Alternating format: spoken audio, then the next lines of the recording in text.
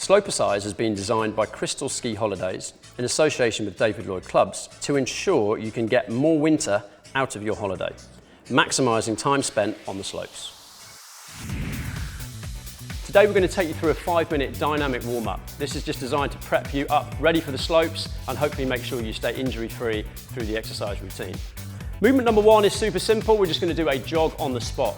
So for this, we just want nice light feet, lovely tall spine, and we'll try not to forget to engage those abdominals. When you're ready to take things up a notch, we're going to get a little bit more dynamic with this. We're going to start turning that into a heel flick jog on the spot. Goal here is to try and keep these knees stacked right underneath the hips. We don't want to see knees out in front. We should be able to get a light stretch out of the front of those quads. Okay, for number 2, we're going to go into our cross-country ski swing. This is the first balance-orientated movement, and we're going for a very gentle leg swing to start with. Gradually, we can progress the height of this swing. We're looking to get a nice hamstring stretch, so back of the leg when we take the leg in front. And as that leg goes back, we should open up the front of that hip as well. Of course, we're then going to start going across the body. This opens up inside of the hip and the outside of the hip. Remember, you guys have got to do the other leg as well. Even yourself up. Number 3, we're going to go to our ski learner side step. So remember when we first started walking sideways in those skis, we're going to mirror that movement. We're going to give you 2 shuffles to the side. We're going to hit our squat. We're going to shuffle back to the side, hit our squat, and then we're going to start speeding that up. Again, on your squat position, head up, chest up, as we go. Perfect. Number 4, we're going to hit our ski lift squat. So when you're standing in that ski lift, waiting, this gives you something to do. We're going to open up the chest, hands behind the head, big squat, so deep as you can go with that back nice and tall, and then we come out of that quite dynamically, so really lifting those heels and getting a nice calf raise at the bottom of that movement. So this is lovely for really opening up ankle, knees and hips, and also that thoracic spine, that mid-upper back as well.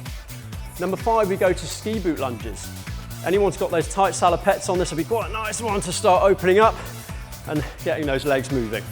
When you're ready for the ski lunge to move up a notch, we can go for our overhead reach.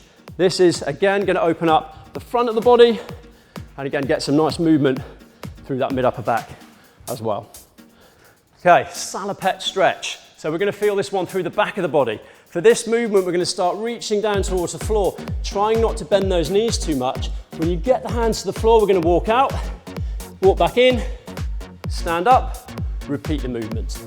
Every time you go into this, if you can, see if you can keep those legs a little bit straighter and we can open up the hamstrings a little bit more. Here we go for number 7. This is the final one on your warm-up drill. We're going to go into our aero tuck position. So think aerodynamic, get your ski poles tucked in, and then all we're going to do is squat our way out of this warm-up. Remember on this drill, we really want to try and fire up those glutes. So you've got 2 options, remember, with the backside. You can have relaxed mushy apple sauce, or we can have big fired up rosy apples. That is the goal for you guys on this last drill on that warm-up. We can take the pace up a little bit, and then that is your warm-up done. Hi guys, so welcome to SLOPERCISE Step 2 workout. So what you're going to find with this workout, very familiar with the Step 1 moves, but this time we've got a little bit of increase of intensity and volume. So we're actually going to be working out now for 45 seconds, and we've got a full 20 seconds or only 20 seconds of recovery. So that alone is going to feel a lot more challenging. So let's get this started. So move number 1 we're going to go into is for lower body. This is your SLOPERCISE Mogul Ski Hop. So if you remember on the first one, we stepped out to the side and we sank into that squat. At this time, we're going to see what power we've got on the legs and if we can add a little hop to that movement. So you guys ready? 45 seconds of your best. Okay, let's give this a go. So out to the side. If we've got that little bit of spring in the legs, that little bit of hop, this is where we're going for a bit more power. Remember those cues, those position cues? So we don't need too much height on this, but we want you to concentrate on how well you can decelerate that landing. So it should be a nice, soft and silent landing, hopefully so. How are we feeling? Yeah? Good. Up to you how deep and how high and ultimately how quickly you move with this. All right, remember, we want to get uncomfortable, slightly breathless, feel like we've had a workout by the end of this 45. The last few seconds on the clock, team. Let's see if we can add a little bit more speed to this. Keep the speed, keep the depth, and rest and recover. shake those legs. Now look, remember you've only got 20 seconds now, so we need to make the most again of that recovery. So breathe, heart rate down, breath back. Okay, here we go. Number 2, we go to upper body. This is our SLOPERCISE sledge pull. So guys, remember, Après-Ski, pulling those kids in the sledge. This time we go from the 2-arm row, we're gonna take it to that single arm and single leg position. So for this, we just want that leg out in front. All we're gonna be doing is pulling in towards the ribs and off we go. Let's get that movement. Shoulder blades squeezed.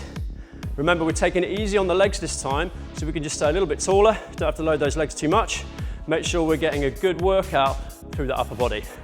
Absolutely fine on this to rotate. We get a little bit of core rotation on there. We should feel that shoulder blade squeezing on the right-hand side.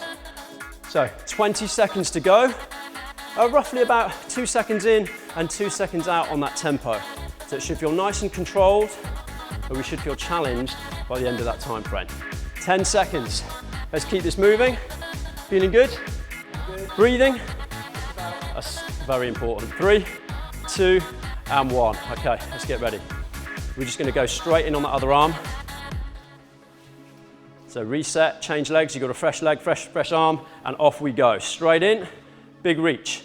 Now, of course, if you guys are doing this at home, if you need longer recovery, by all means, stick to your 20 seconds before you change over. If you're feeling fresh enough on the other side, just go straight in, and we'll keep the intensity going all the way through this. Really nice. Remember your other options, okay? If you're out of a resistant band at home, baked bean tins will be great for this. We can still hold the same position, reaching from the floor and squeezing, trying to make sure that we're challenging that upper body. Great stuff, you guys are looking good. Final few seconds on the clock. Remember that tempo. 2 in, 2 out, keep it controlled. Good, make sure, silly thing to say, but do not hold your breath while you're doing these exercises. When you've got so many things to concentrate on, sometimes that's the first thing that goes out the window. Guys, relax. Great job. Okay, 20 seconds, make the most of it. So breath back, heart rate down. Again, drink if you need. All right then, so we'll introduce number 3. This is for lower body predominantly, and this is your Après-Ski Stein squat. So remember that all-important beer preparation that we need. Step 1, we held 0 weight. Step 2, quick, grab those kettlebells and straight in. Here we go. So if you have access to a kettlebell, grab this thing by the horns, stick that handle under the chin, and off we go. So remember, big part of your goblet squat is all about mobility. So what sort of depth, what sort of range can we get, as long as, again, that back stays nice and upright. We don't want to go too low, but we just relax and hang out at the bottom of that squat. So we should keep some good tension on those legs all the way through. Make sure the kettlebell stays close to the chest. And remember your options, if you don't have one of these at home, what have you got? A water jug, if you're not going to spill water everywhere, would be great. Something reasonably challenging on the weight, or again, if you haven't, just go for the mobility option that we did in step 1, just with a little bit more speed. Fantastic. Guys, relax. Let's get those kettlebells back. Woo! 20 seconds. Make the most of those recovery times again. All right, so this is upper body and core. We go to our powder snow pole pull. So remember, we loose those poles in the snow. This is your big reaching, rowing movement. So dumbbells, quickly, let's do this. Our step 1 movement, if you remember, was knees down on the ground. So this time we're gonna take ourselves right up into a full plank. Now, we're gonna still have one hand on the floor. Off we go, guys, plank it up. So with one hand, hit the row, swap over those hands, and remember the key points. So if we look at the pelvis, hopefully we haven't got lots of swinging and rotation through the hips. We haven't got those hips piking up either. There's a lot of control coming through those abdominals and through those glutes. Think about that shoulder blade squeeze as well. Option is always knees down on the floor to a more controlled environment if you need it. You start getting a bit unstable as the body starts to fatigue, that's definitely the option to go for. Great job. So remember, we want rock hard abs, glutes should be squeezed, quads should be tensed as well, and breathing, of course, all the way through. 3, 2, 1. Great job. Rest, guys. Dumbbells back. Good. Feel all right? Okay. So again, whilst you're recovering, let's do this. Number 5, we go to the lower body. This is your ski lift sideways shuffle. Okay, you guys remember this one? So we might need a resistant band for this. Get yourselves ready. So on step 1, we stayed really, really tall on this. For step 2, we're going to start sitting a bit deeper. You guys ready? Bands over, remember, small steps, and off we go to the sides. Sliding the foot out. Head up, chest up. Really nice, and back. Good. Now when you're hitting this movement, remember all those things we talked about last time. Is my foot turning out? Hopefully not.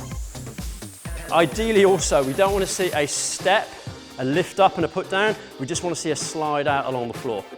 Tension should be building outside of those glutes. That's really what we want to feel.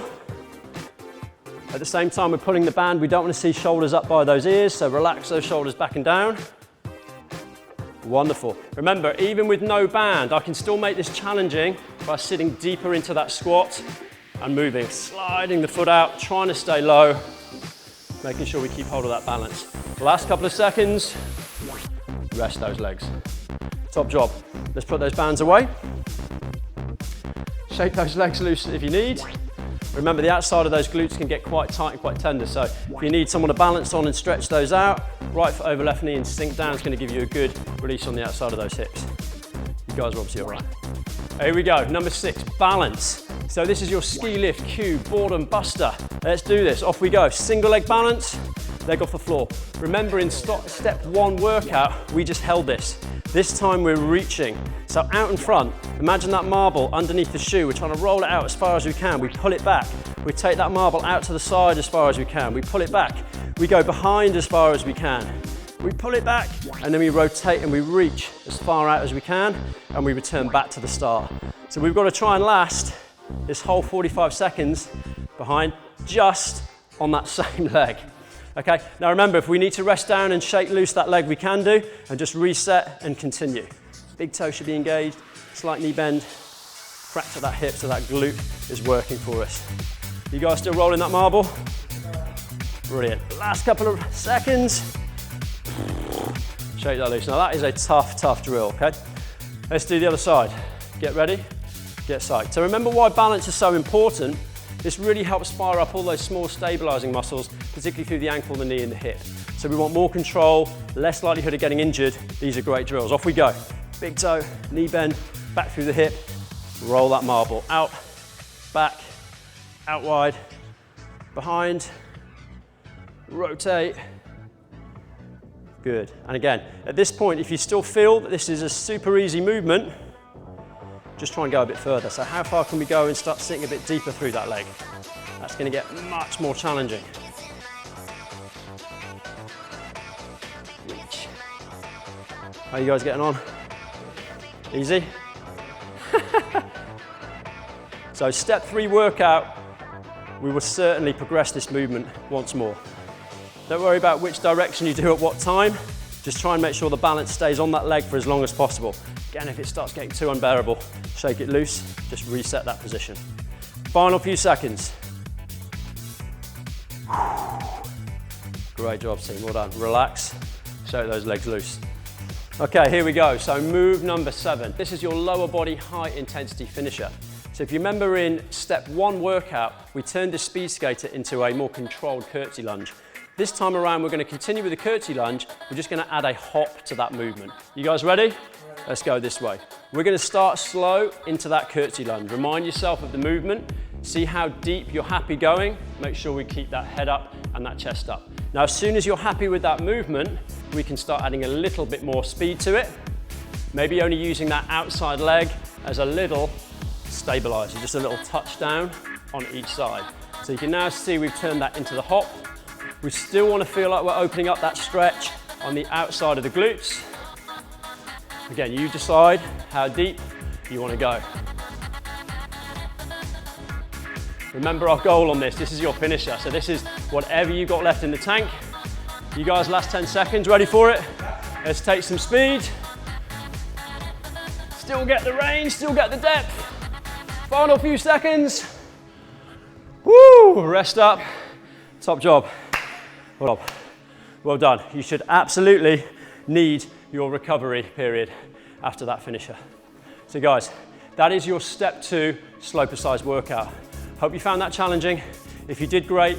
You can keep repeating that a few more times through. If it didn't quite float your boat and you need a little bit more to work through, maybe it's time for you guys to visit the step 3 workout. Hi guys, welcome finally to the SLOPERCISE cool down. So we're going to take you guys through some relaxing and some mobility orientated stretches to help you recover and to help you stay injury free on the slopes. First thing we're going to do is we're going to take this down to the ground for a back stretch. This is really nice for the lats. So guys, we're going to get on all fours. So we'll just take those wrists under the shoulders, the knees directly under the hips. We'll try and keep the back nice and flat. All we're going to do with this is take one hand, we're going to karate chop the floor out in front. We make sure we keep that arm locked out straight so there's no elbow bend. If you want to, you can additionally take the other hand as well and do both sides at the same time. We're going to gently just lower down, taking that forehead almost to the floor. So the goal here is to get a good stretch through the back and through the shoulders. Additionally, we can move to the right, a little sweep to the right and a little sweep to the left, just to feel that stretch increase on the right and on the left hand side. So we'd like to be breathing, of course, all the way through this. So we look for 4 or 5 deep breath cycles in through nose and out through the mouth. Great stuff. Fantastic. Okay, back up we go. Number 2, we're going to go into quads. Again, these bad boys are working super hard for you throughout the workout and on the slope. So we've got 3 options here for you. Kirsty's going to demonstrate the lying quad stretch. Neil, we're going to get down and we're going to do our single leg balance quad stretch. And if any of those are still not quite as intense enough for you, we've got a kneeling option as well. So with this one, all we're doing is reaching behind for the foot. The goal here is to drop the hip down and then gently we take that heel back towards the bottom. We should feel a really good stretch, hopefully on all of these, whichever your option is, right on the front of that thigh. Again, 4 to 5 nice deep breath cycles, breathe, relax, and recover. And of course, make sure you do both sides. Great stuff, team. Okay, thoracic spine. So this mid-upper back, this is an area we should have lots of lovely movement in, we should. For this one, again, we're going to get down on the ground. So an on all fours position. Very simply, we're going to take the right hand, we're going to reach that arm underneath and scrape it along the floor almost as far as we can go. We should feel a nice stretch, a nice rotation through that upper back. We're going to come out and follow that hand right the way up towards the ceiling. Your eyes are following your fingertips, and then we repeat. So a nice sweep and controlled flow from start to finish. Hopefully on this, we keep the lower back nice and still. Most of the movement should be from the upper back. If we would like a slightly more intense version, the foot in front, that's going to give us a slightly deeper stretch through the hip as well as the thoracic spine. Fantastic, okay, up we go. Hip flexes. So right at the top of the thighs, these hip flexes are going to get a really good stretch now. So very simply, we're going to get into a kneeling position. Hopefully you've got some nice comfortable carpet to do this on at home. Step number 1, we want to try and tilt this pelvis back. If we have this pelvis tilted forward, we're not going to feel the stretch. So think about tucking the bum under, opening up the front of that hip.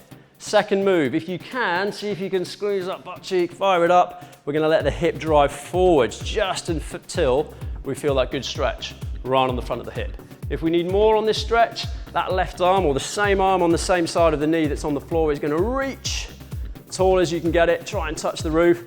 A little side bend at the top will open up the side of that hip as well. Again, keep that breathing going, and then of course remember to do the other side as well. Okay, adductors are the inside of these hips. So really simply, you guys get to chill out and sit on the floor for this. We're going to go down into a butterfly stretch. So for this, we've got the soles of the shoe together. The main goal for this is to try and keep the back completely upright. So we don't want to see any hunching or flexing forward on the back. We'll try and drop these knees as low as possible so the hips are open, and very gently with that straight back, we're going to try and tip forwards just until we feel a good stretch through the groin and then the inside of those hips. We want to add a little bit more. Those elbows can gently press down on the inside of the knees. And if we want to bring the back into the stretch, guess what? We can drop the head, try and pull those elbows down to the floor, and the last few seconds, crawl those hands out in front. So final position, every time you breathe out, remember, that's your opportunity to just travel a little bit further on each breath. Wonderful stuff. Okay, guys, back on your feet. So that brings you finally to the end of the SLOPERCISE workout. So I hope you guys have enjoyed it, and I hope that you found some really good progression from step 1, 2, and to step 3. And the hope is this has got you fit for the slope, and it's going to help you get more winter.